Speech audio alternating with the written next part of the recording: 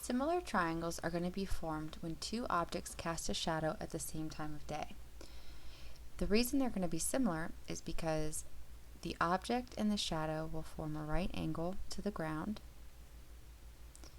and the angle of elevation here, formed by the sun, will be the same. When you're dealing with similar triangles in a real-world application, we generally aren't concerned with the hypotenuse unless there's someone standing at the top and that's their line of vision where they can see past where they're standing. The first example says that Nina was curious about the height of the Eiffel Tower. So she used a 1.2 meter model of the tower and measured its shadow at 2 p.m. So they're being measured at the same time of day. The length of the shadow was 0.9 meters. So here's her shadow of the model. The model's 1.2 meters tall, 0.9 meters casting a shadow. The length of the shadow was 0.9 meters. Then she measured the Eiffel Tower shadow, which is 240 meters. To find the height of the Eiffel Tower, we can call it x. And using similar triangles, we can set up a proportion. Remember, a proportion is two ratios set equal to each other. And the proportion will allow us to solve for x, the height of the tower. So remember, we're just comparing sides of a triangle. So we want to use the same side for each ratio. I'm going to compare the large side, or the model's sides, 1.2 to x, and that will equal the shadow's lengths ratios, 0.9 over 240. Using cross multiplication, I get 0.9x equals 240 times 1.2. 240 times 1.2 is 288. That equals 0.9x. And dividing 0.9 on both sides of my equation, I get x, the height of the Eiffel Tower, to be 320 meters. Okay, so using the diagrams provided, let's see if you can figure out example 2. Pause the video and see if you get what I get. You should have gotten the height of the lamppost to be 13.5 feet. So what we're going to do here is first label our models here. We have a lamppost casting a 9-foot shadow. So this is a 9-foot shadow. At the same time, a person who is 6 foot tall, so 6 foot tall, casts a 4-foot shadow. And using similar triangles, we're going to find x, the height of the shadow, or the height of the lamppost. So remember, I'm using similar triangles, so I'm comparing the corresponding sides. So I can start by comparing the height of the person to the height of the lamppost. So 6 over x. Set that equal to the length of the shadow, 4, over the length of the lamppost shadow, 9. Cross multiplication, I get 9 times 6, which is 54. That equals 4 times x, which is 4x. And divide both sides by 4. So I'm going to get x is 13.5. Okay, so try number 3 on your own. A person 5 foot 3 inches tall casts a 6-foot shadow. At the same time of day, the lamppost casts an 18-foot shadow. We want to know the height of the lamppost. So pause the video and see if you get what I get. And you should have gotten 15.75 feet. If you didn't, try it again. If you still can't get the right answer, raise your hand or ask a friend. So up until this point, we've only talked about similar triangles. Now we're going to talk about all similar polygons, no matter how many sides they have, and their properties. So we have similar polygons. They're going to have the same shape, but not necessarily the same size. As with congruency statements, the order of the vertices in a similarity statement is important. It identifies corresponding angles and sides.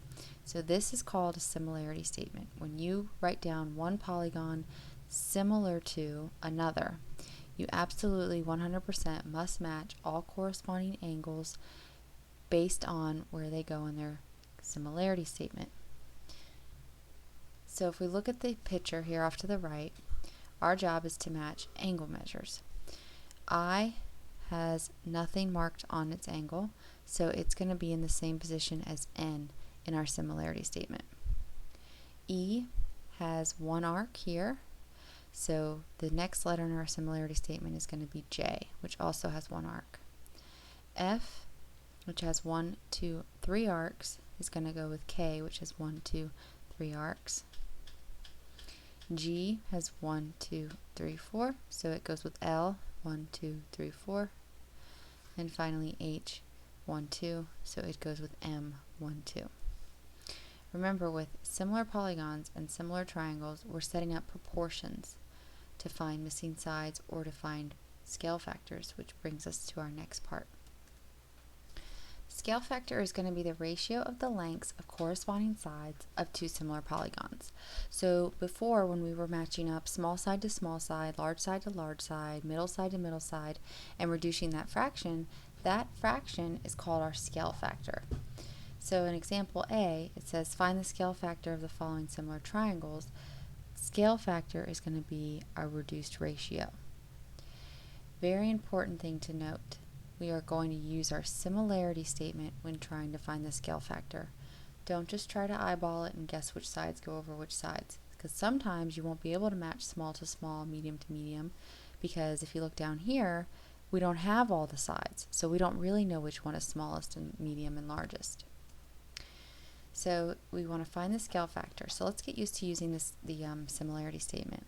I'm going to match up side PQ over side SR. That should be equal to side QM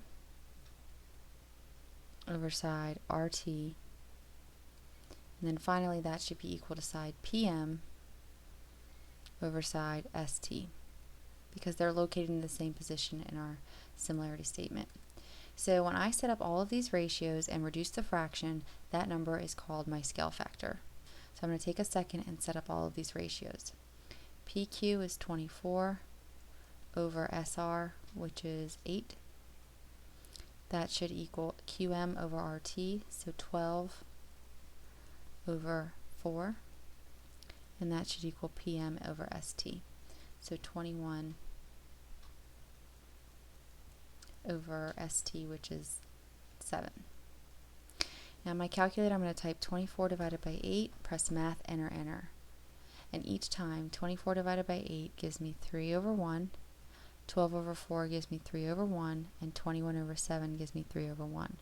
So my scale factor is 3.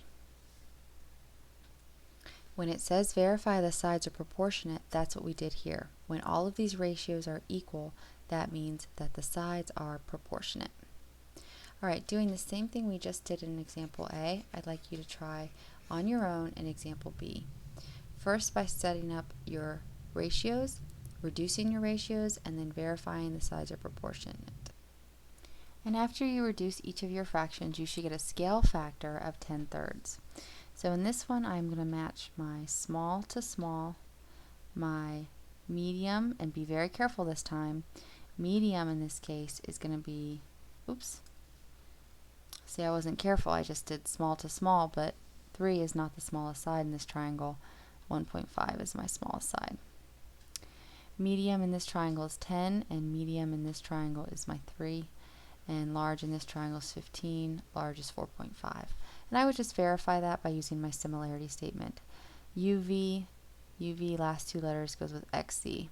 So 10 goes with XZ, which is 3. We should see if that equals VW. VW is my first two letters, so that goes with XY. So VW is 5 over XY is 1.5. And we want to see if that equals my last side, UW, first and last, over ZY.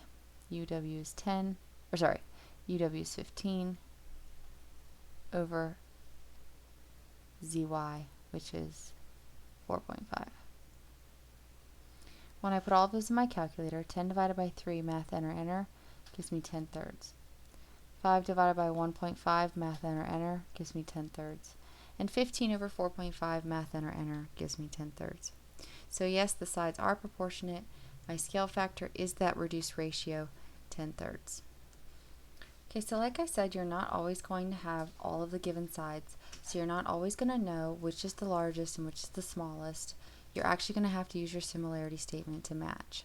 So the first thing I'm going to do in this picture right here, in order to solve problems involving similar figure, I'm going to use my similarity statement to set up the ratio of my sides.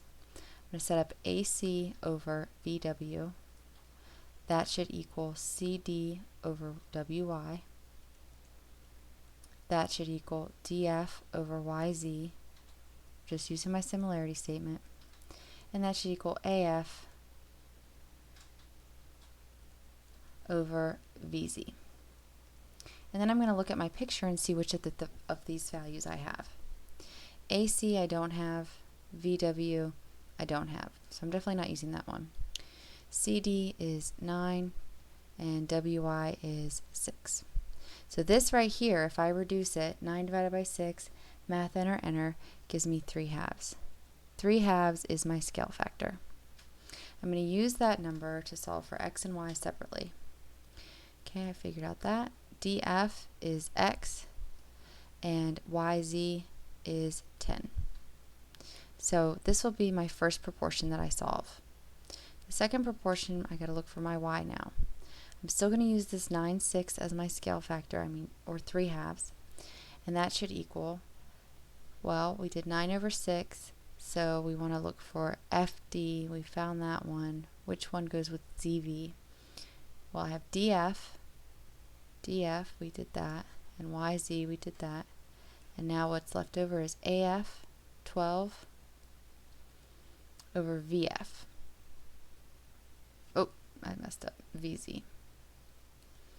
So it's going to be 3y minus 1. Okay, so take a second to solve those proportions. Pause the video and see if you get what I get.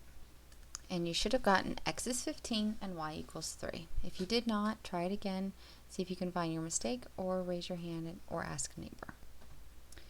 And the last thing we're going to talk about is perimeters of similar polygons. If you have two similar polygons, we can take a shortcut, and instead of finding all the missing side lengths to find the perimeter of a polygon, we can use the scale factor to find the missing perimeters. So in example A, we know that these two polygons are similar.